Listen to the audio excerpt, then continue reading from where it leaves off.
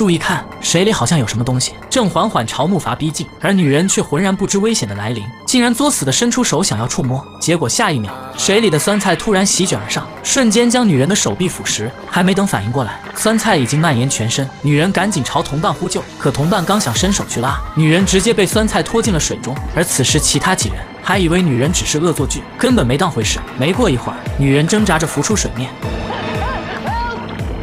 见到这一幕，几人终于意识到危险，被吓得瞬间哑巴呆住了。小帅看着女人陷入危险，想要下水救援，理智的卷毛连忙紧紧将她抱住。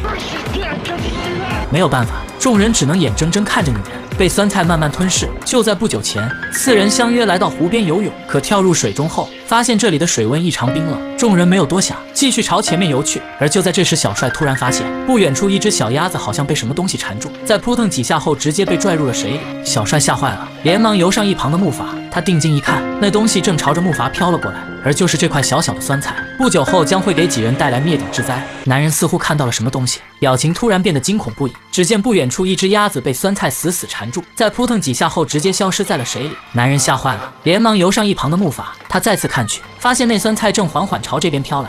男人感觉不对，连忙叫水里的同伴赶紧上岸。酸菜越来越近，而此时一个女人却还在水中。眼看酸菜就要靠近女人，危急关头，男人及时将她拉了上去。看着周围漂浮的酸菜，小帅警告众人，这酸菜不简单，让大家小心为妙。可同伴听后不但不信，还嘲笑小帅肯定是才哥的视频看多了。可话音刚落，黄毛突然发出痛哭的嚎叫，原来那酸菜竟然从木筏的缝隙钻了上来，死死地缠住黄毛的脚。酸菜拽着黄毛不断往下沉，小帅见状赶紧伸手去拉，可水里的酸菜力量大得惊人，任凭小帅怎么用力都无济于事，最终只能眼睁睁看着黄毛被撕扯成两半，然后被慢慢拽进水里。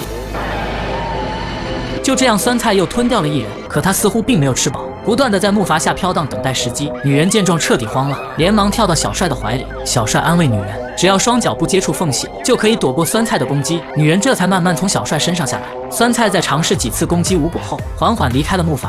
两人终于松了一口气，慢慢的天渐渐暗了下来。可那酸菜依旧没有离去，继续的等待机会。半夜气温越来越低，被冻得瑟瑟发抖的两人只好紧紧抱着相互取暖。而到了第二天，女人突然发出大声尖叫。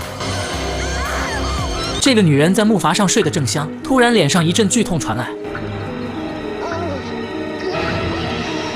女人连忙朝一旁的男人呼救，而男人已经被吓得彻底哑巴呆住了，根本不敢靠近。很快，女人就被酸菜蔓延到全身，随后直接被一点点拖入水中。看着不远处的岸边，小帅决定不再坐以待毙，趁着酸菜吞噬女人之际，小帅转身跳入水中，拼命朝岸边游去。酸菜在吞噬女人后，发现小帅已经逃走，顿时怒了，转身以每秒20码的速度追了上去。就这样，小帅在前面拼命游，酸菜在后面使劲追，眼瞅着就要被追上。好在小帅及时逃到岸上，这才成功躲过一劫。他气喘吁吁地瘫坐在岸边，以胜利者的姿态挑衅酸菜。你过来呀！结果下一秒，酸菜突然腾空而起，直接扑向小帅。躲闪不及的小帅瞬间被吞噬。就这样，原本开心去游泳的4人，全都纷纷落入酸菜的虎口。而故事并没有结束，酸菜回到水里，继续寻找下一轮目标。电影到此结束。我想说的是，如果小帅上岸后直接驾车逃跑，而不是作死的挑衅酸菜，或许他可以成为唯一的幸存者。然而这个世界上没有那么多如果。